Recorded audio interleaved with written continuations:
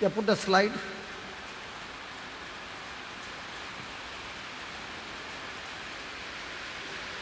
Next.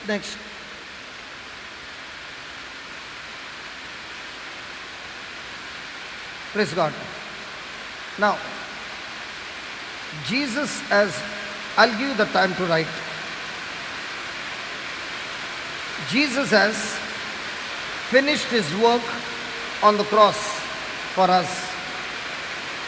And he said, it is finished. By his obedience, you can hear me? By his obedience,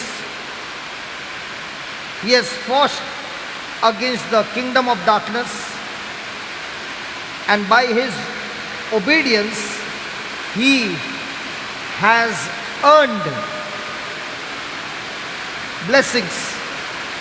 Because the Bible says that when we obey God's word,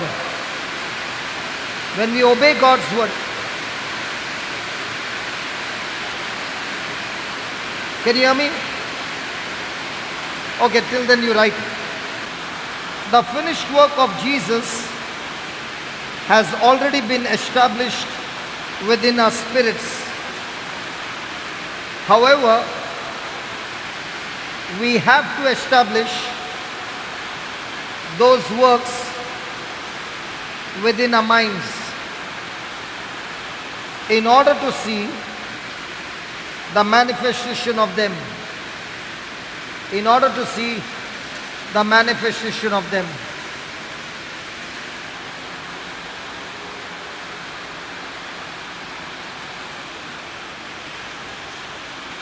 In other words, we must tame our mind so that we can receive as reality the finished works of Jesus Christ. The first line, the finished works of Jesus Christ has already been established within our spirits. Now listen, look here.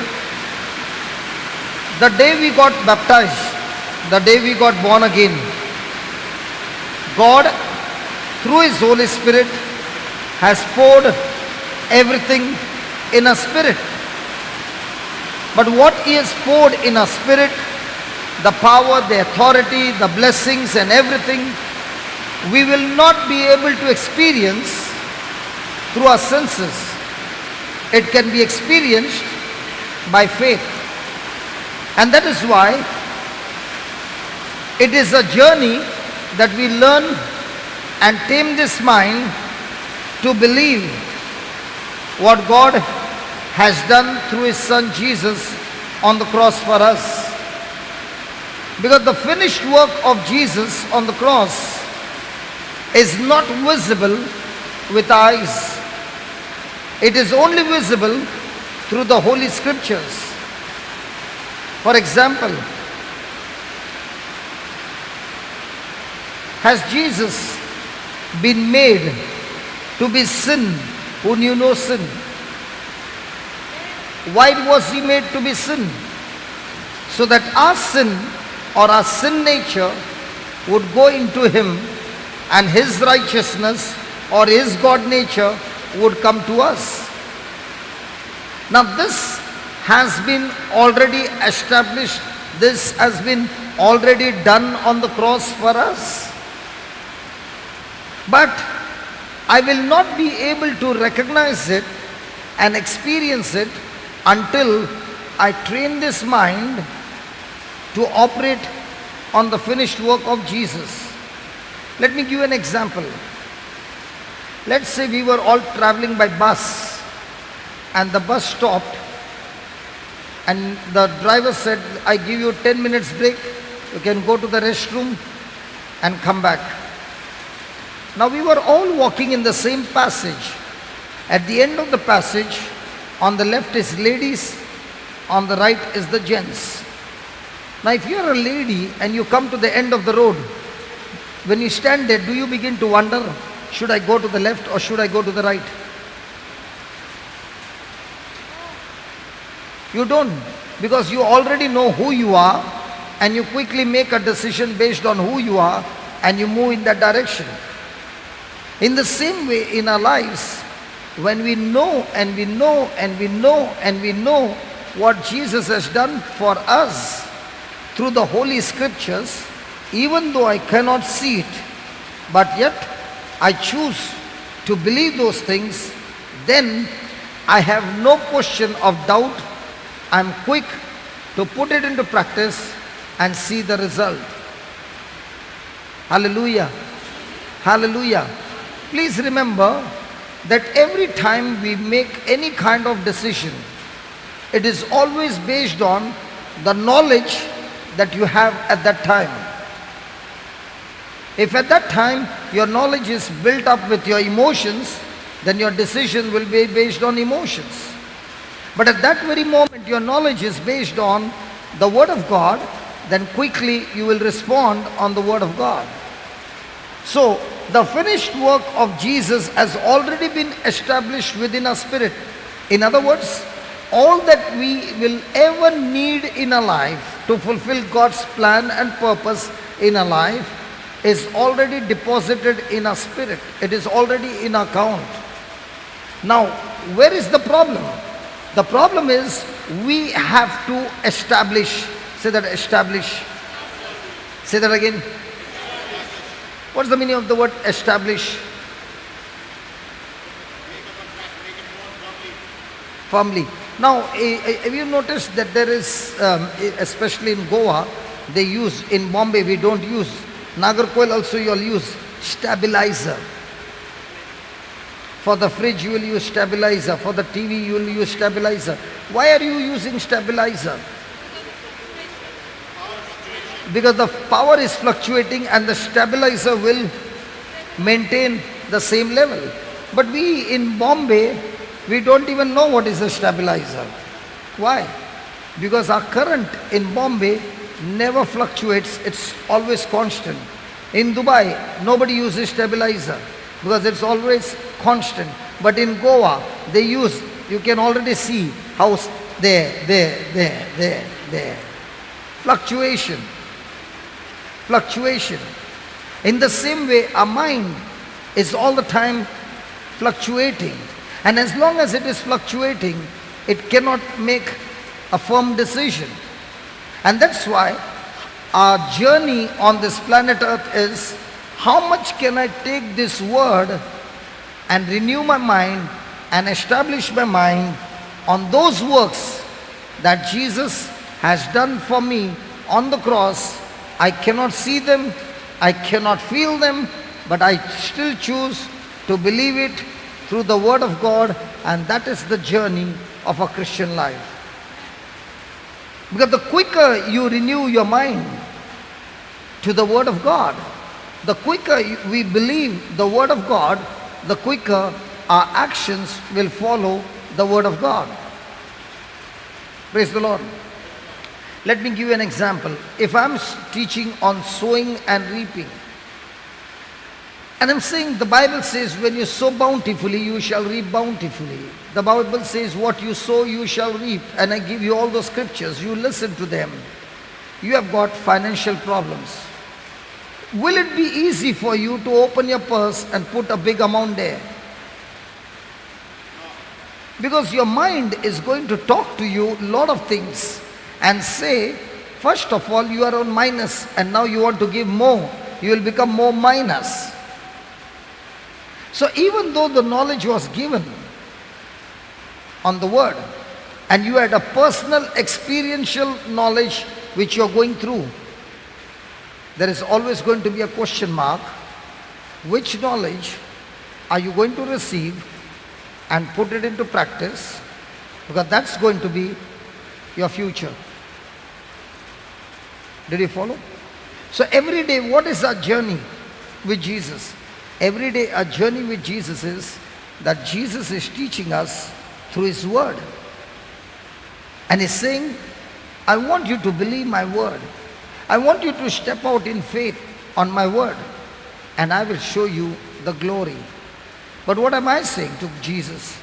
First you show me the glory. First you do what is to be done. Then I will move. He says, no, you move on what I say and I will show you what I will do. Praise the Lord. So we have to establish those works within our minds. So whatever Jesus has for us, if we do not have it here, we will never have it in our life. So before it is manifested, it has to be manifested in our mind. Hallelujah. Hallelujah. Hallelujah. That's why people find it difficult to see the manifestation of God's miracles in their life, because they have not yet established those miracles in their mind. Now let me give an example.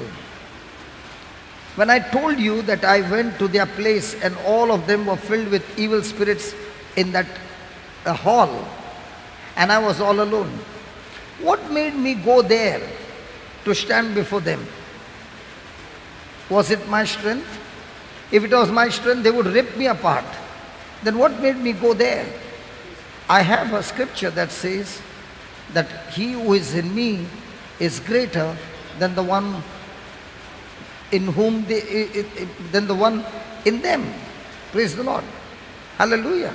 So in my mind, I can see hundreds of them, but in my spirit, I know that God's Spirit, Jesus alone, is enough for all of them. Are you following? And because I believe and I want to experience it, I stepped out in faith. Now when I stepped out in faith, did I see the glory? Yes. You mean to say they must have not come close to me? They came in the beginning, but when they saw that I was going towards them, they backed off. I don't know what must be your feelings, because they were watching me from the outside the ring. I don't know what must be coming to their mind. We have lost the brother forever. Hallelujah.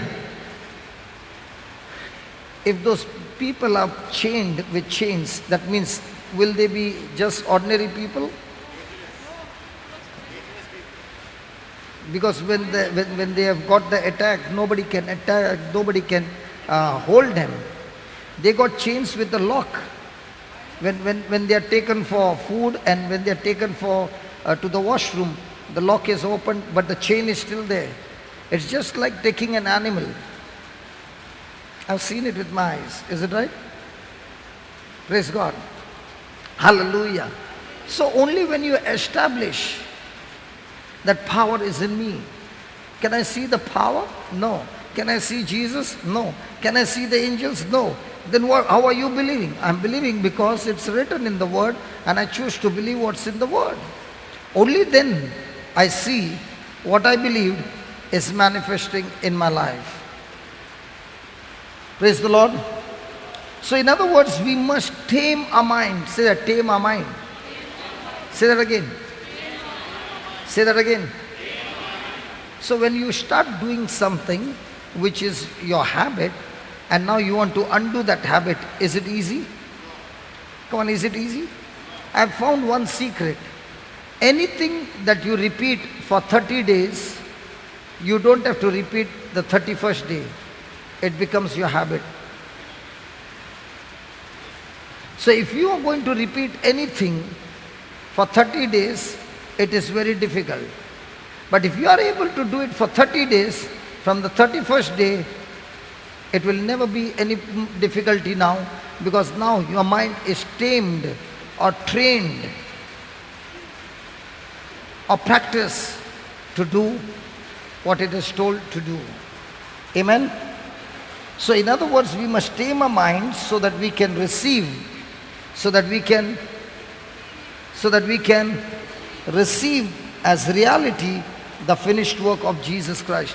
How would you feel that you come for the service and ask somebody, please lay your hands and pray over me, but you do not change your mindset, you do not change your thinking, you are still carnal, you are still full of worry, you are still full of fear. Do you think those prayers will work in your life?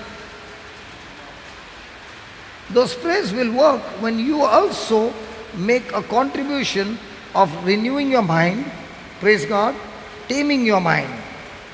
Let me give you an example. Jesus went to Nazareth. Before he went to Nazareth, he had a beautiful experience. First, he preached on the sower and the seed. That evening, he went into the ship. There was a storm. The disciples woke him up. He spoke to the storm and said, "Be still, be at peace." And the storm stopped. He went to the other side. There was a man who had legions of demons, about 5,000 to 6,000 of demons in him. And Jesus cast out those demons. The man was saved. The demons went into the pigs. The pigs got drowned. Those people there said to Jesus, "Please go from here. We don't need you here." And Jesus comes on to the other side. And there is Jairus' daughter who is about to die. Jesus heals her. There is a woman with the issue of blood. She touches his garment. Power goes out of Jesus. She is healed. With such tremendous power, Jesus is walking in his own hometown. Put that Mark chapter 6. And Jesus went out from there and came into his own country, and his disciples followed him then. And when the Sabbath day was come, Jesus began to teach in the synagogue, and many hearing him were astonished, saying, "From where has this man these things? And what wisdom is this which is given unto him, that even such mighty works are wrought by his hands?" Then, is not this the carpenter's son, the son of Mary, the brother of James and Joseph, and of Judah and Simon? And are not his sisters here with us? And they were. Now what's the meaning of the word offense? Is offense being angry? Feeling bad? What is offense? Okay, write down. Offense means a negative reaction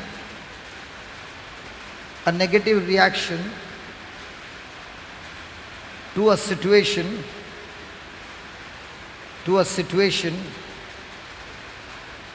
or to people's comment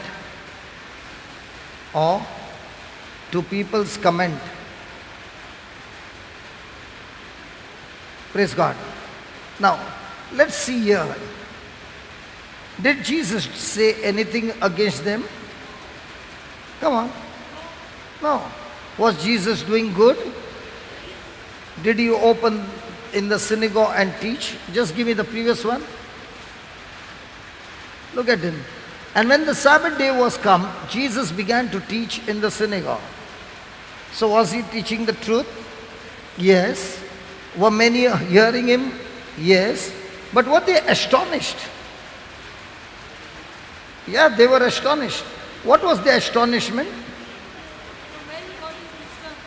How can he speak like this?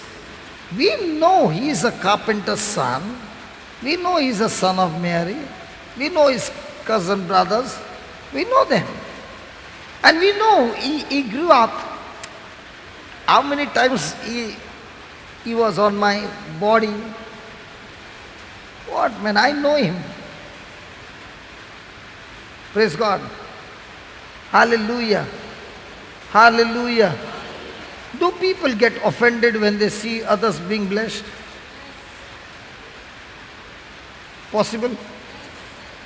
Do people get offended when they see others being gifted and talented by God? Now, instead of praising God for such a fantastic teaching, what was happening to them? They were not willing to listen to the teaching. They were irritated, and at the same time, they were offended with Jesus. Hallelujah. Hallelujah. So, is it possible in this world that when you do good, you can be punished? What's that called? When you do something, wrong and there is a punishment, it's called a punishment. You are punished because you did wrong. But what is it called when you are doing something good and you are punished for doing good? It's called as persecution. You are persecuted. Hallelujah. And as a Christian, is it your birthright to be persecuted? Yes. If there's no persecution, then there is something wrong with you. Why? Why is there something wrong with you? Simple. When you are doing good, will the devil sit quietly? He'll go crazy. So he will have to use somebody to irritate you when you're doing good. Why? Because when he can irritate you, you can get offended, and many people in the midst of their persecution got offended, and when they got offended, they missed going to God's destination. The devil deceived them and destroyed them. That's why it's very important that we never should get offended. A person can keep a smile on his face and still be inside offended. So when I'm having a negative reaction to a person or to his comments or to the teachings, I am offended. Amen. Next. 4.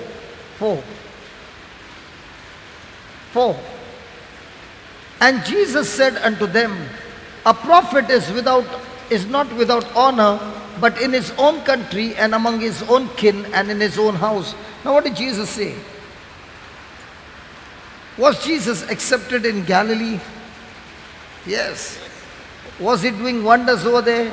Yes. But what about in Nazareth?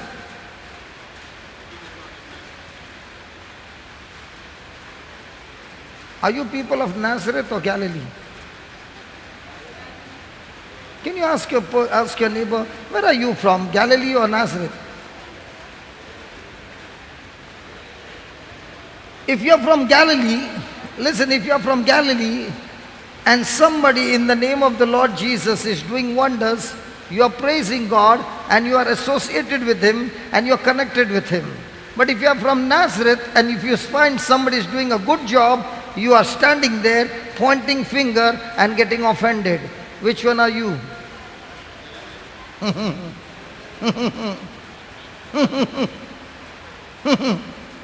Hallelujah. Many a times when things don't happen my way, I get offended. I want to do it my way, but it's not happening. Offended. Praise the Lord. How much of persecution in Baroda? A lot. Hallelujah. There are chances to get offended? Yes. Many good people have destroyed the whole ministry only because they got offended. And the best part is, the more and more the persecution, the more and more better you can develop your character. For example, Brother Edwin is persecuting me. I'm doing something good. He goes around telling everybody, telling the priest, trying his best to stop me. Now, what would be my reaction towards him? Offense. But what he is doing is also giving me an opportunity to become like Jesus. It's giving me an opportunity to develop a new mindset of loving Him. It's giving me an opportunity to practice something that I've never done before. So, actually, he putting pressure on me is helping me to become more like Jesus. If he's not putting any pressure, I will never be able to love, I will never be able to learn agape love. Agape love is a one-sided love, single-sided love. Hallelujah. Hallelujah. These people are agape love. I'll give a example. If you got a dog at home, get angry, kick him, He will go out and tell him, get out.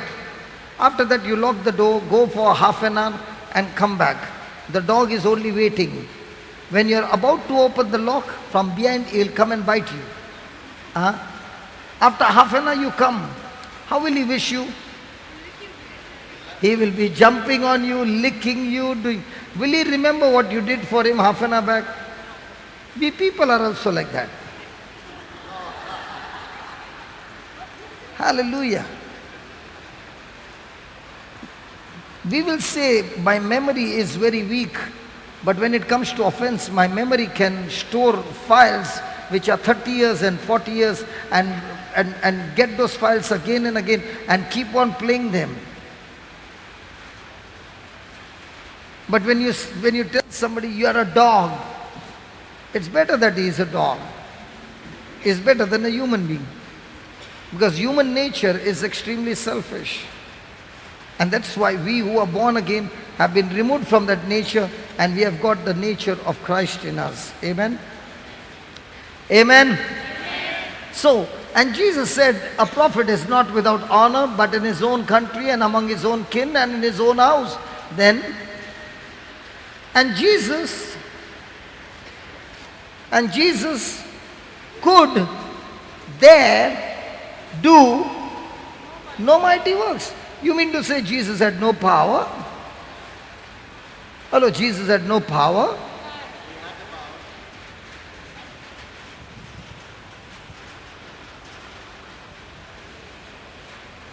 I got with me a wire. Let's say this was electric wire. Inside this plastic coating, what do you think is inside it? Is this wire full of plastic? What is there inside? Power is there? Some metal is there. Might be copper, might be aluminum, whatever. Now why is it there is metal inside? Because the metal is good conductor. Why is there plastic on the outside? Because it's a bad conductor. So the power flows through the good conductor. The power doesn't flow through the bad conductor. So when a person is offended, he is a bad conductor. The power of God never flows. And the person who is not offended but operating in love, he is a good conductor. Now for Jesus to do mighty works, were those people good conductors or bad conductors?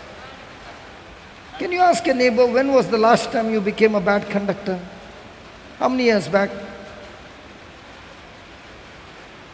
Husband is asking, the wife is asking the husband is saying, darling, you know it all.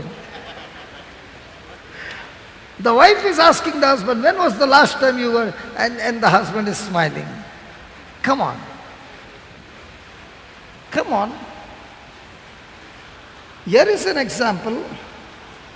Jesus could raise the dead. Jesus could cast out demons. Jesus could stop the storm. Jesus, somebody touched him, he did not even know, and the power went out of him and the lady got healed. With such anointing, Jesus is coming to Nazareth and he finds that he cannot heal those people, not because that he did not release the power, not because that he had no intention to heal them, not because that it was not his will, it was all right. But the people on the other side who were receiving had a wrong mindset. In the same way today, the Lord wants to bless each one of us. But for that blessing to manifest in our life, where is my mind set on? Is my mind full of offense and bitterness? Is my mind full of cares and worries? Is my mind full of all those bad experience that I've got? Is my mind full of cursing others? Is my mind full of all negativity? Then even though God wants to do wonders in your life, He is unable to do because you are a bad conductor. We all got to make a choice of repenting, confessing and asking the Holy Spirit to change me from bad conductor to good conductor. Jesus couldn't there do no mighty work save that He laid His hands upon a few sick folk and healed them. So who are those that got healed? Good conductors. Who are those that they did not get healed? Bad conductors. Thank you, Jesus. So does your mind teach you to be a good conductor or a bad conductor? Who makes you think on those terms? The mind. So the more and more I think on what God has done through His Son Jesus for me on the cross, and I start believing it, I'm a good conductor. Now what I'm believing in the spiritual realm, in the Word of God, I will see it manifest in the natural realm, because I am a good conductor. I am believing the scripture, even though I have no physical evidence, I have only spiritual evidence. Amen? Amen. Hallelujah. Then a wandering mind is the devil's playground. A wandering mind is the devil's playground.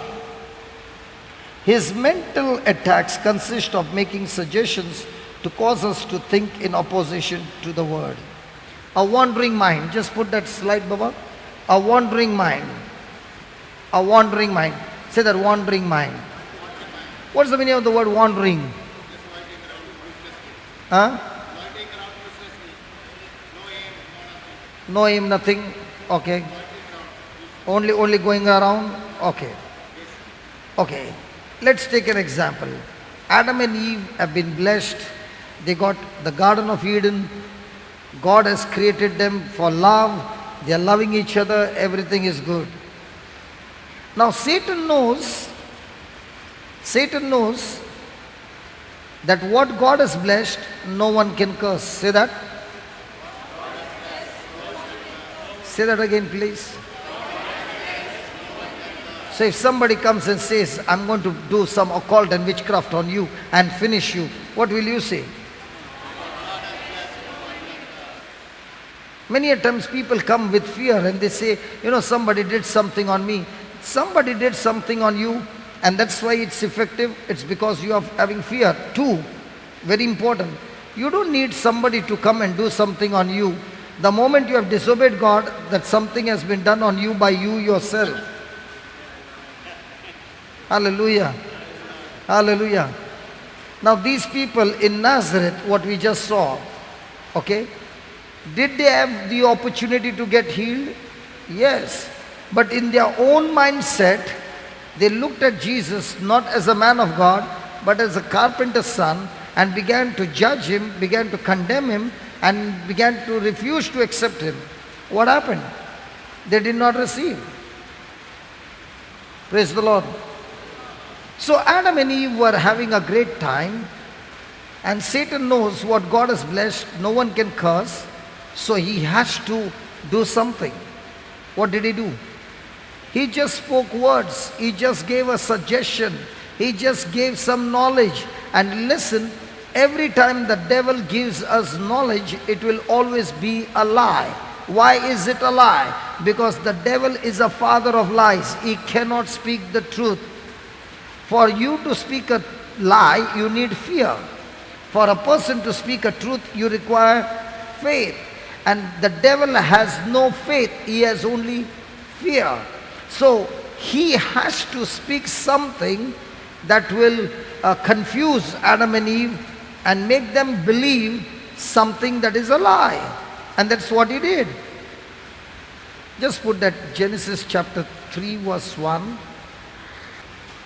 Now the serpent was more subtle than any beast of the field which the Lord God had made. And he said to the woman, you are looking so beautiful. If Satan had to say that to Eve, what would have happened? I'll give you, see, listen. If you want to make a woman sad, it's so simple. Go and tell that woman, look at the way you look today. You look so fat, man. How come you have become so fat? And just walk out. That word, she will repeat and repeat and repeat and repeat, and then go and tell her husband, Am I looking fat? And if the husband wants to depress her more, he says, not little fat, wait. She will have sleepless nights.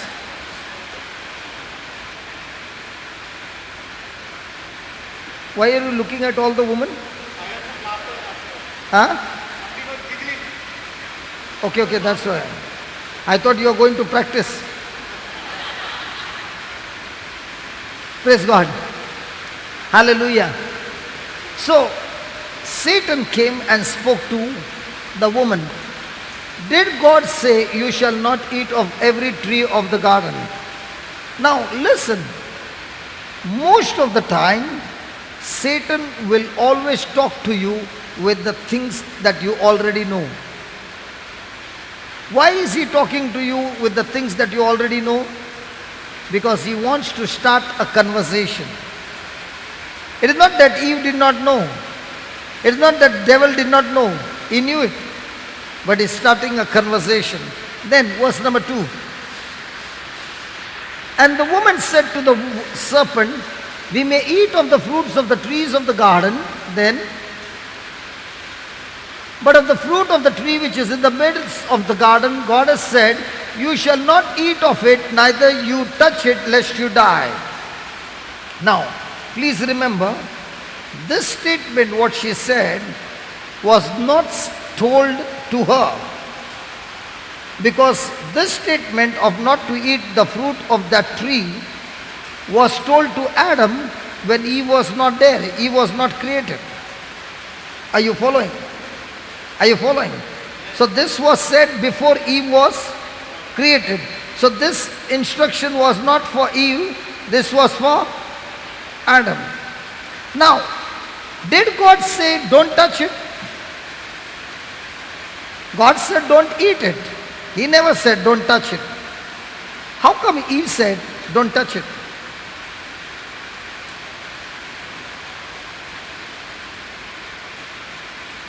This is my thinking. I don't know. This is what I think. Adam and Eve must have been in the garden going every day, eating. Adam must be saying, darling, you want this? One fine day they come to this tree and she says, Adam must have said, listen, that tree, don't eat it, don't even go near it, don't even touch it. Now, whenever something is added to the word of God, it's no longer a truth. Whenever something is subtracted from the word of God, it's no longer a truth. This is what I think. When Eve must have said, God said, don't even touch it. Satan must have said, hey, see, I'm touching it. Did I die? Hey, did I die? Hey, did I die? Are you with me? And that's when he said, look at verse number 4. What does he say? And the serpent said to the woman, you will surely not die. Listen, whenever we are studying the word of God, the devil will always come and speak exactly opposite to the word of God. When God says you will die, he will say you will surely not die. Praise the Lord.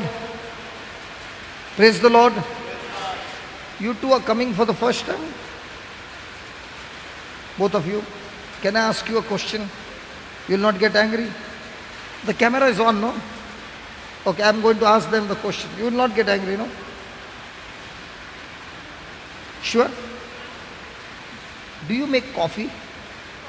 You know to make coffee? What about you? Supposing I came to your house, okay, and asked you, you asked me, brother, what will you have? Soft drink? Not hot drink, soft drink. So I'll say, I want coffee. Then you'll say, how do you want coffee, milk or without milk? I say, I want milk with, I want it sweet. Listen to my question. I want the coffee with milk and I want it sweet. What will you do to make the coffee sweet?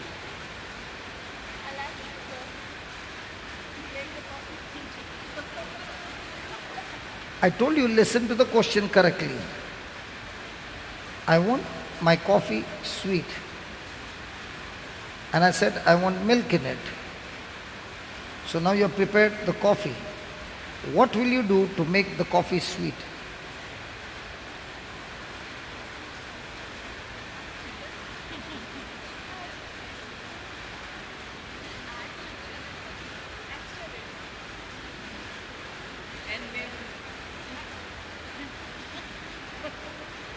You're not understanding what I'm saying? I want my coffee sweet. What will you do to make my coffee sweet? I'll put coffee, I'll make it, I'll put milk and I'll put the sugar also. And stir it.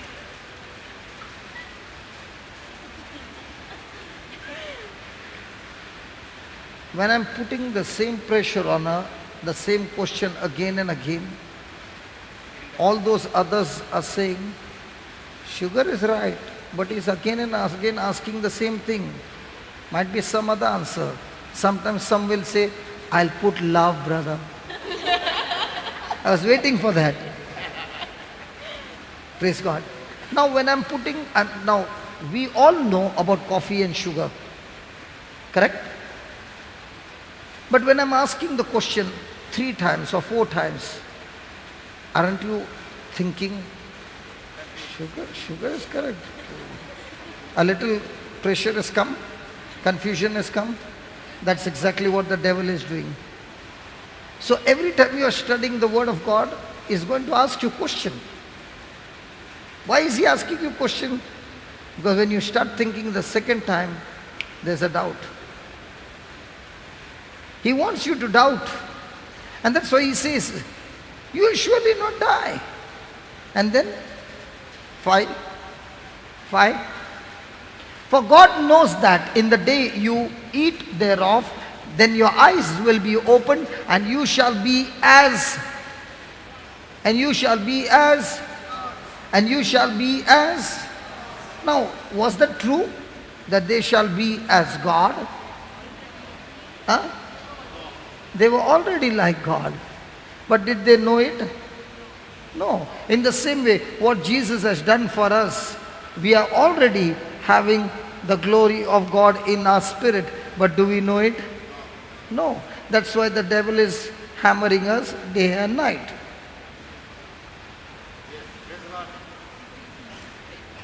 So, your eyes will be open, you shall be as gods, knowing good and evil.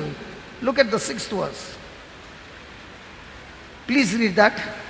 And when the woman, hold on, and when the woman, and when the woman, and when the woman, and when the woman, when the woman, why she did not see the tree before? She had seen the tree before, and she even said, God said not to eat of it. Now, when the woman saw, did she see the tree the same way? Now what did she see? She saw that the tree was good for food. Aha! What changed her mind? The words. So what kind of suggestion is the devil giving us that changes our mind and make us wander? Now what's a wandering mind? A wandering mind is those suggestions, those advices, those knowledge that is given to you, which you are now wavering, wandering, and you want to go and do what you want. For example, why are you doing this? Everybody in Christian life is doing this. Come, let's go for party. Everybody is going. Come, baby. Oh yeah? Mama, everybody is going for night party. Even I want to go. Not possible? I'm not talking about you. Not possible?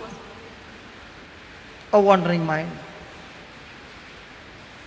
The same person all this time was God conscious and said, God said, don't do it. Now when the devil said, you will become like God, he got their mind of God conscious to self-conscious, and when it became self-conscious, it opened the door for sin. In a day, do we become self-conscious? My benefit, what will I get? What about me? Praise God.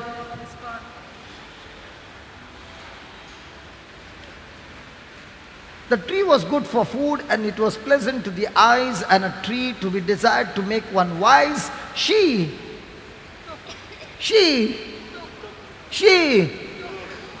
Could she take before these words were spoken?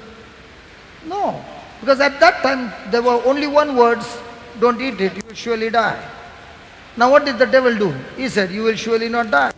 So every time the devil puts in a mind, he will only put thoughts which are opposite to God's word and say, nothing will happen. Go ahead, do it, nothing will happen. Don't worry, nothing will happen. Don't worry, God is merciful. Don't worry, God is forgiving. Don't worry, God is going to bless you. And when that happens, the person's mind is wandering. The person's mind is not fixed. The person's mind is not set. It is wandering. And when a person's mind is wandering, a person's mind is a devil's playground. Because he will not only make your mind wander, he will make you do things, and after he has made you do those things, he will also train you that you will go and train others to do the similar things. He will play with you, and in that playground, he will torture you. But a person whose mind is not wandering, who is fixed on God's word, when those thoughts come or those temptations comes, that person says, I love Jesus. And because I love Jesus, I can never do it again. He doesn't say, no, I will not do. He says, I can never do that. Why? Because I'm fixed on Jesus. So, a wandering mind is the devil's playground. His mental attacks consist of making suggestions to cause us to think in opposition to the word. How many times we read the Bible, and the Bible again and again says that love and love and love and forgiveness and forgiveness and forgiveness and do good and good and good and good and good. But in our life every day there are so many trials which are negative. Now which one do we hold on? Which one are we holding on? And if it is negative, then your mind is wandering. And if your mind is wandering, then he's giving you lots of suggestion. And if he's giving you lots of suggestion, you will fall into those suggestions and you will miss the mark. Did he try to wander Jesus' mind? Come on, Satan. Man shall not live on bread alone. Did you eat? Huh? How many of you saw him eating? You all did not go and tell him? We want him here only before going. We want him here. He said, no, I will not eat. Praise God. Hallelujah. Thank you, Jesus. Satan tried to deceive Jesus as well, to get him wandering. Hallelujah. And especially in the Garden of Gethsemane, his mind was trying to wander. And that's the time he sweated blood. There was so much of pressure on him. And what was the pressure? What he was going to go through the cross. The kind of suffering he would experience being separated from his Father. The devil put all kinds of pressure on him so that he could say no to the cross. But Jesus fought it back with prayer. The first time he went on his knees, the second time on his face, but the third time when he got up, he said, it's finished. He fixed his mind. After that there was no more praying. After that there was only action. Come on. Yes. After that he was fixed on one thing. Yes, Father, I'm ready to do your will. And in the same way, a person who is a wandering mind is all the time fluctuating. And as long as you are fluctuating, you will be tortured all the time. But if you make one decision, a strong quality decision, Lord, this is what you're saying, I'm going to do it. Even if I have to die, even if I have to suffer, even if whatever the pain, whatever the uncomfort, I will do it. A person like that lives a victorious life. Hallelujah. When it is wandering, you are tortured day and night. When you are fixed, the devil knows that you are not moving. He flees from you. That's why the Bible says, be vigilant. For the devil is roaring like a lion and is looking out to devour. Praise the Lord. Hallelujah. Then the Bible also says, submit yourself to God and resist the devil. Submit yourself to God and resist the devil, and he will Flee. and he will. Can you see this dog? Okay. Let's say this dog is barking and I'm a stranger. And I'm walking on the night at night, and this dog is coming from behind and barking and barking and barking. And I'm walking. Suddenly I pick up a stone. When I pick up the stone, the dog is still barking. I turn.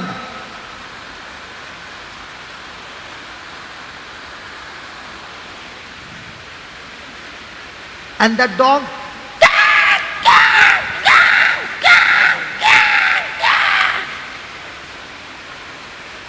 now, did the stone touch him? No. The moment I took the stone, he also goes on the opposite side. And he starts running. Why does he start running? All this time he was barking, no? Why is he running now? He is scared of the stone. In the same way, a person who is submitted to God is holding a stone called the Word of God. And when he holds that stone and resists every suggestion of the devil and opens his mouth and speaks the word, the devil flees from him. Praise the Lord. So, shall we pray to God and ask God to make the devil flee from us? Come on, let's pray. And let's ask God to make the devil flee from us. Are you ready? Are you ready?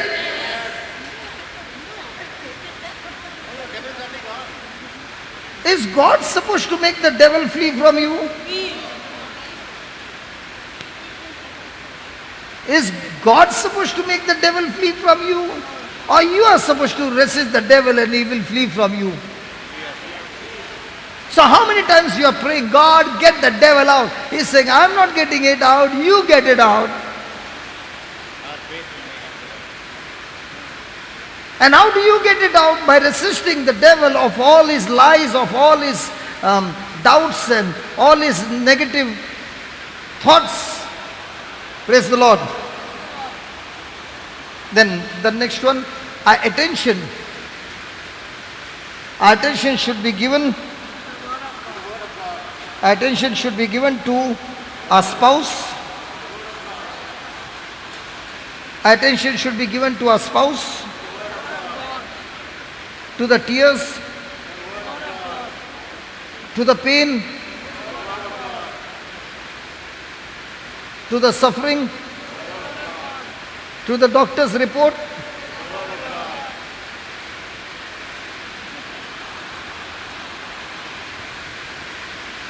Our attention, our attention, our attention, attention, attention. Bombay people don't get offended with me. It is very common in Bombay. In Bombay, when children do their homework, they are sitting on the table and doing their homework, and at the same time the TV serial also is on. Not everywhere, Bombay very common. In Goa the power goes off, no?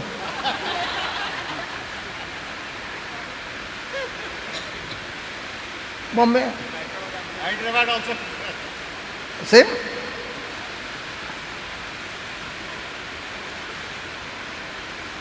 Sometimes, many times, doing homework and watching TV. TV switched off. This one? Sometimes, okay. Now. The child is doing the homework and watching the serial. Is the child having 100% attention on the studies? 100% attention on the serial? She's saying yes. How? If it is 100% there, she will stop doing the homework, no? It will be divided. It will be divided. 50-50 or not 50-50, whatever like. Okay? Now, in the same way, is our attention also the same when it comes to the Word of God? 50-50? Jesus said, ta ta ta ta ta. But she said this to me. Attention is diverted. Is our attention 100% on the Word? No. Or split? Split. And as long as it is split, will I experience the power of God? No manifestation. Rohit, from the time you have come here, attention is here or in Sarja also? Little, little. Little, little is there. On the job. Don't worry, I spoke to your dad. Dad said, let him stay as much as you want. There's no problem with the job. Praise the Lord. Because I was talking to Dad about your job. Praise the Lord. Hallelujah. Isn't it like this? Suddenly attention on the word, full light. Suddenly somebody comes and says full fear. Darkness. See, you left a good job. For what? To listen to the word of God. After listening to the word of God, if you don't practice, then the job is also gone, word of also gone. Hallelujah. Hallelujah.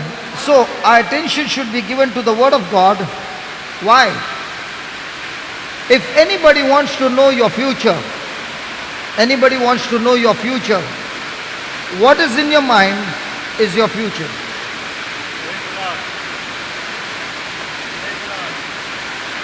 For example, for one year, there was a girl who was inviting me to Uganda. I was dodging her all the time. If she would come here, I would cross the road. Why? Because when I went to Nigeria, I saw guns. So that fear is there. I don't want to die so young. Are you understanding? Yes. So every time she would say, come to Uganda, I could see those guns. And I would say, I will pray and let you know. If I don't want to come, I will pray and let you know. 1 year went, 1 year. And this time this girl caught me from behind. We were all there near the church. The meeting got over. And from where she came, I don't know, she came and caught me and she said, brother, the date. And we were all Indians there.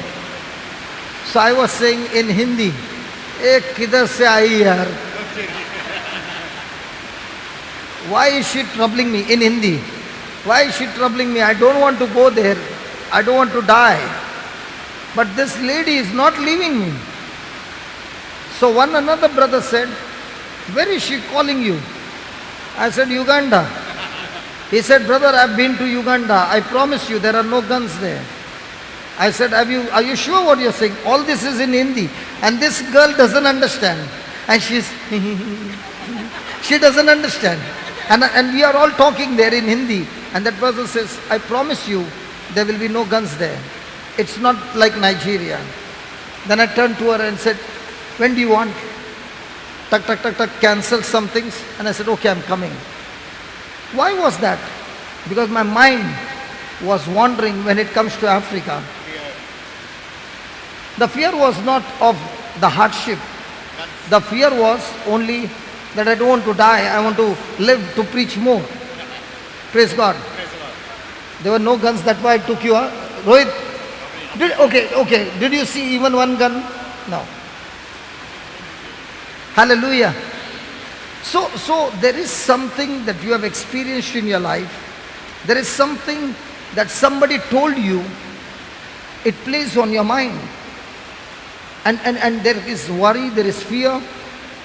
God had this same Uganda for me 1 year back, but I refused to go. And this lady did not give up. Every month she will search and find me and say that, please come to Uganda. My people need this teaching. Hallelujah. Hallelujah. So was my mind wandering? Yes. Yes. Or did the devil use that one experience and stop me from going there? Yes. Now when I went and saw with my eyes, I told them I'm coming next again. Are you following?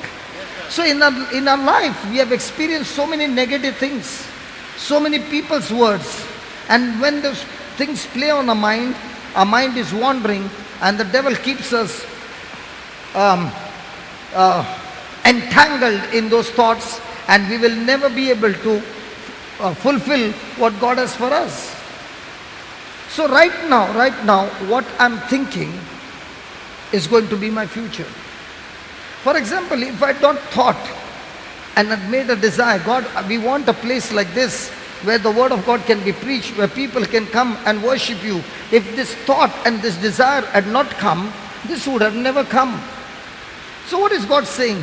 That He wants to do great and mighty manifestation in our life. But the question is, have we got those things first in our mind? And only when it is in our mind, then those things will come to manifestation in our life. Amen. So what will the devil do? He will make your mind wander.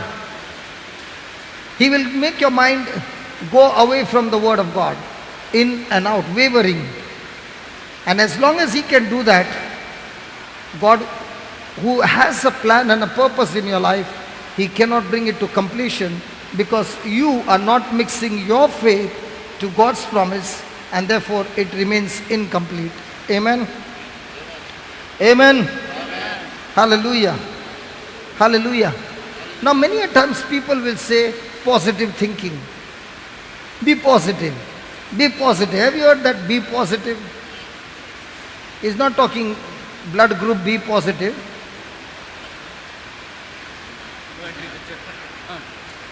He's talking about your mind being positive. Now, what's the difference between be positive and the word of God, which is positive?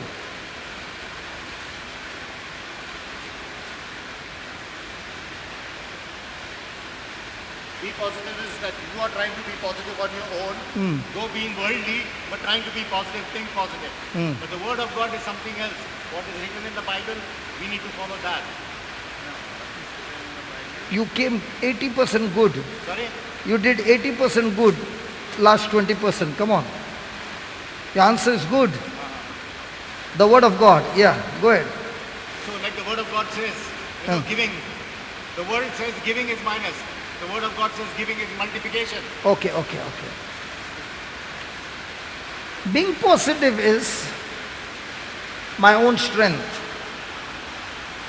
Okay? I'm doing it with my own strength. But when I'm saying I'm positive because of the word of God, because word of God is a seed. It's an incorruptible seed. It is the power of God. It is alive. It is active. It is powerful. It is effective. It is energetic. It is operative. So when I am taking that seed, now I'm not positive. I'm taking God along with me, because God and His word are the same. So when I have God's word, I've got God with me. I've got God's anointing on me. I've got God's power in me. And this seed, which is alive and active, begins to do great and mighty works in our life. So, Christian living is not positive thinking.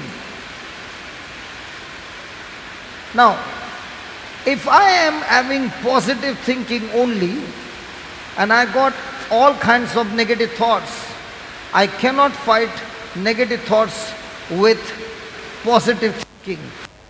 But I can surely fight negative thoughts with scriptures, because scriptures have the power to break the stronghold of the enemy. Scriptures have the power to captivate every negative thought of the enemy because scriptures are living seed of God. Hallelujah. Hallelujah. Hallelujah. So when the battle begins, if you are just going to speak positive, there's no power.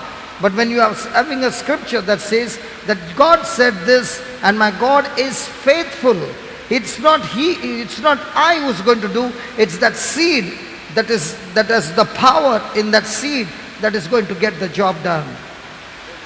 Hallelujah. Hallelujah. And that's why many people would want to be having a mindset of positive thinking, but having no scriptures, their lives are not manifesting the glory. But people who are holding on to the scriptures and living the scriptures and renewing their mind on scriptures, even in the midst of the stormy night, the scriptures give them the power to overcome the enemy. Amen. Hallelujah. Taming the mind requires a constant thought check. Taming the mind requires a constant thought check. Taming the mind requires a constant thought check.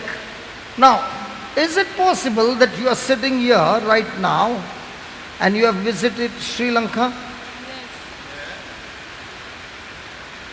You are sitting here right now, but you are now in Sri Lanka. Possible?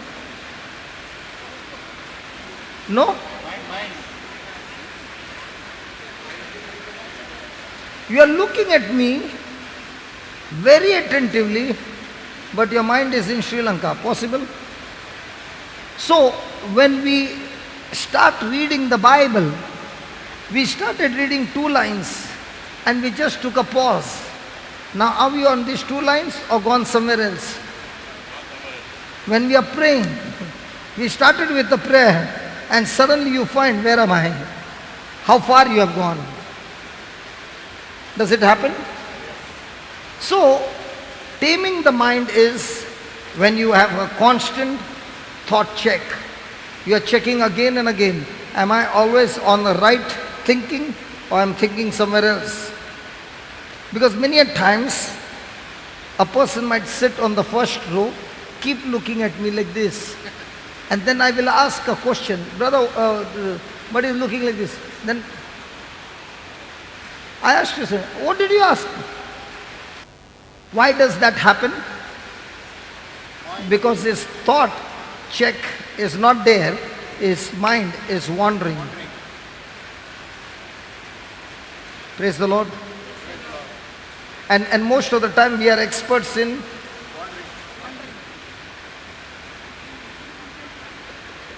hallelujah. But brother, from the time we met, might be 3 or 4 months, how many months? 5 months? It's almost about 7-8 months. 7-8 months. In this 7-8 months that we met, the wandering has become less? Very less, brother. Huh? Very less. No more wandering now. No more wandering now. No, but that time you used to go to church every day, no? But still you used to be wandering? I still go to church every day. But that time you used to go to church every day, but that time also inside the church you would be wandering? No, that time. Mass is going, even that time, no. Because my wife checked me long before. Earlier I used to be cleaning my nails, doing my this. Mass is going on. So wife will ask, what was the sermon today? No, she won't ask me. She said, daughter, do that. Behave yourself. I mean, sit properly. That was there. Then after knowing the word, that the word has got more power. So now I started memorizing. After meeting you, I've memorized about 12 chapters. 12 different chapters, some verses, some full, Psalm 91. So now the wife is very happy. Wife is very happy. Abba. So she must be very happy with me as well. Yeah, she listens to your talk every time. Praise God. Every time I say, okay, listen, I tell my daughter also, listen, next time when he comes, we all are going there to see him in Hyderabad. But because of the constant thought check of the Word of God, how many of your problems got solved? Sir, miracles are happening every day in my life. Small things, small prayers. Ticket is not okay. Ticket is 87. In 3 days' time, from 87, in 6 days' time, 87 became 86. In 1 week, 86. Another 2 weeks, it became 71. I said, God, you said you will flatten the mountain before me. You will cut the doors of bronze. I am going for this retreat. I can't be going for 3 days. I'm coming from Delhi. 3 days travel in a train. I want it done. Bring down my mountain. I came to the station. He writes here S10 number 31. Railway का कितना अच्छा बात कर रहा है. She is from the railway only. When I want railway का बात नहीं कर रहा. नहीं गॉड का बात कर रहा. नहीं. When I want ticket she only gives me ticket. Now everybody is looking at you. Praise God. Hallelujah. Hallelujah. Always she gives me ticket, confirm. One day her son was traveling with me. That time the ticket did not get confirmed.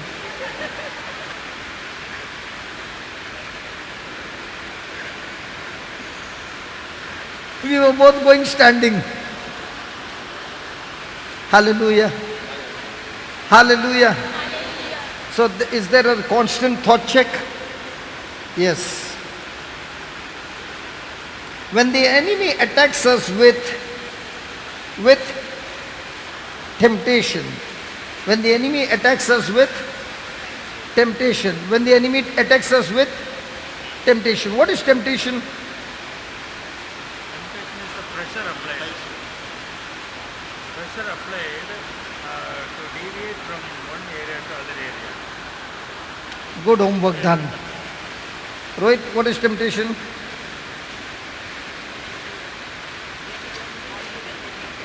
Do you get tempted? But Rohit? Okay, what is temptation then? What is temptation? They force you to do it. Like you don't want to do it, but then they, You don't want to do it but forced to do it. getting tempted. God didn't get tempted. They say in James 1:10. Yes. Hallelujah. Hallelujah. What is temptation? What is temptation? Huh? Negative pressure towards any situation. Okay. Temptation means pressure applied on your thoughts. Pressure applied on your thoughts to move you away from God, to move you away from God and His word is temptation.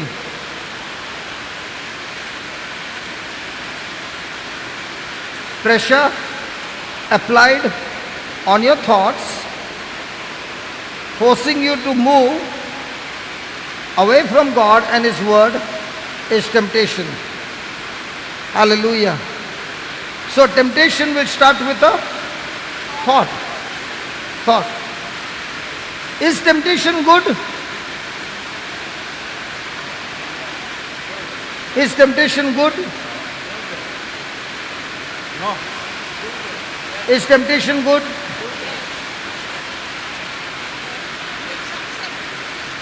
Huh? For certain things it is good, temptation. Okay, give me James chapter 1 verse 12. We'll see. Blessed. Say that. Say that. Say that. Yes. Say that. Yes. How many of you want to experience blessing of God? All of us. So here is he saying, blessed is the man. Blessed is the man. Blessed is the man that endures temptation. In other words, when temptation comes, he faces the temptation but does not give in to it. There is pressure on him to move away from God, but he does not move. He is stuck to God. Then that person is blessed. In other words, when you are tempted and you don't give in to temptation, there is always reward. I think you did not hear. When there is a temptation and you don't give in to the temptation, you overcome the temptation, then there is always a reward. Praise the Lord. So, will temptations come? Yes. So, will blessings come? Will blessings come? Conditions. If you endure it, overcome it, the blessings will come. Example. Was Jesus tempted after 40 days of fasting? Yes. After the temptation was over, when Jesus walked in, did he walk in the same or did he walk with power? With power. Did he preach and cast out demons after that? Yes. Did he heal the sick? Yes. So in the same way, when you are going through different temptation, now the moment you say temptation, quickly it comes, it has to do with sex, it has to do with alcohol, it has to do with drugs. No. Anything that is taking you away from God is temptation. Okay? And if you endure it, if you overcome it, then the Lord says, you will not only be blessed, but look at what he says. For when he is tried, when he is tested, he shall receive, he shall receive, he shall receive, he shall receive, he shall receive, which the Lord has promised to them that love him. Praise the Lord. Now, supposing you overcame 5 temptations, how many crowns will you receive? 5. All my life, sir. You overcame 5 temptations. How many crowns will you receive? Receive 1 crown. Receive the crown of life. One crown, but it will be more and more shining. You know, when I was reading this passage, I said, Lord, if I win over 5 temptations, I will get 5 crowns. He said, okay, I give you 5 crowns. Where are you going to put them? You got only 1 head. So I said, Lord, then what's the point of winning over 5 temptations? He said, have you seen a beauty contest? Miss India, Miss World and all that? Huh? They get a crown. How long can they keep that crown? 1 year. 1 year. 1 year. And after that, Next one. next one. That crown is for 1 year. He says, when I give you a crown, it's forever. Hallelujah. Hallelujah. 2. If I have overcome small temptation, he gives me a crown which is shining. The bigger and bigger and more temptations you overcome, the crown shines brighter and brighter. Now a person who has overcome big temptations in life and living a life of righteousness, now when he comes and touches a person who has got a very dreadful disease and he says, come on, be healed. He doesn't even have to scream. The shine on the crown torments the sickness in him. That's what happened to Jesus when he got out of the ship after the storm. There was a man who was possessed with evil spirit. He would break the chains. He would stay in the cave. When he saw Jesus, he came running to attack Jesus. But when he came close, he saw God in him. Who saw? Not the man, but the demons in him saw. And they said, why do you torment us, Jesus, son of... Correct?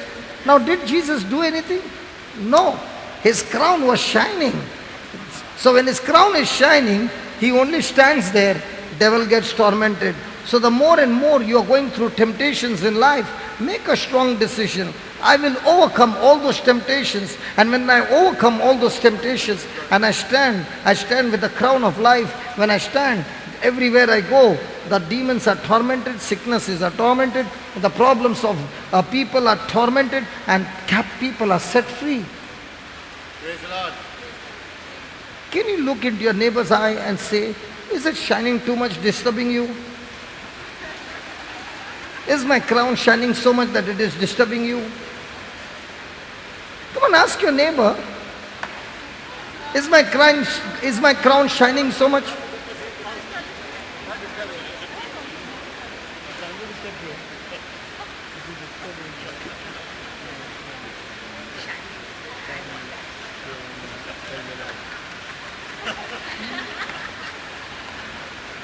How nicely is asking her, sister, can you see my crown?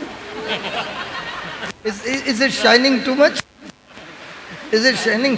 She's saying even my crown is shining too much. Good, good. Hallelujah. Hallelujah. Thank you, Jesus. Okay, then 13. 13. Let no man say when he's tempted, I'm tempted of God. Let no man say that when I'm tempted of God. Why?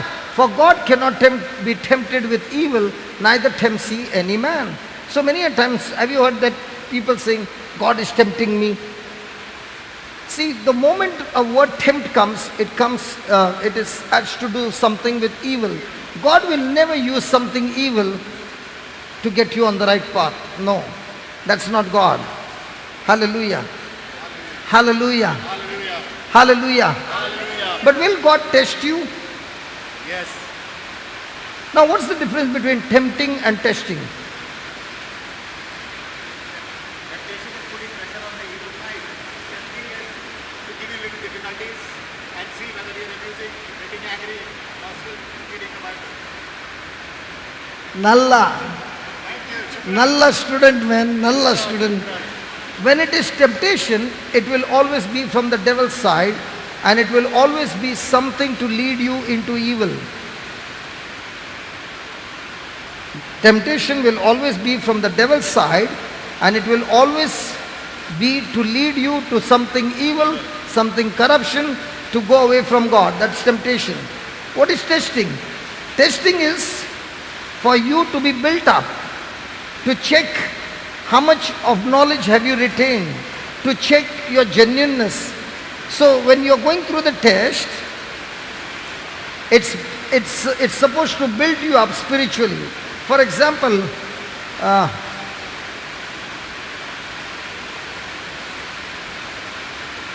let's say you came from the city and you joined a group, a retreat center. And there, every morning it is compulsory that you have to walk for 3 kilometers. Okay? You are walking 3 kilometers. After 1 month, will you have any problem to walk 5 kilometers? No. Why not? Body's getting used to it. So that practice It's good. is making you stronger. Because yesterday I was there for the sermon, and this priest, when he was in his training, he was in Andaman and Nicobar Islands. Okay? And there, every day they were trained to walk 7 to 8 kilometers. Okay? So, during his novices, what he was trained, when he got a place so far that he would walk from morning till evening. So the people where he would go was right in the interiors, and there was no way to go by a vehicle. He had to walk from morning to evening, and evening he would reach there. And in the evening when he would reach there, there was so much of tiredness. But when the people would see that the priest is coming, they would actually clean the floor, what we saw. In Nagaland, I started to cry. The people were standing 1 kilometer before the retreat ground, and they were standing in a queue, and when the car came, they were cleaning the road with their own clothes so that the car could pass. I got down from the car and I was walking with them, crying, looking at the way they were welcoming a man of God to preach the word of God. No, in Uganda. I was crying for 1 kilometer. They were taking off their clothes, shirts or their shawl, and cleaning the ground right through the market. Like Palm Sunday for Christ. Yes. Because the man of God has come to preach the word of God to them. So this priest was saying, after walking from morning to evening to give them the word, they would come and clean his hands, his feet with water, welcome him. He said, all my pain, all my tiredness would be gone with the love that they would show.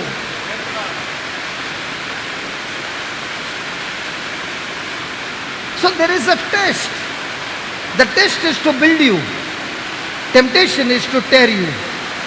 Temptation comes from the devil. Test comes from God. Hallelujah. Let's close eyes. Loving Father, we thank you, we praise you. Thank you, Lord, for teaching us that it is so important that we tame our mind on the Word of God. Lord, our minds are corrupted. Teach us to be genuine in our love. Our mind is all the time wandering, O Lord. Help us to set our mind like a concrete, firm on your word, strong on your word, that every time we are tempted, the response will be extremely firm and not wavering. And in the midst of testing, O Lord, help us to grab every opportunity of test to build ourselves, to build up spiritual muscles. We thank you, we praise you. In Jesus' name, amen. Amen.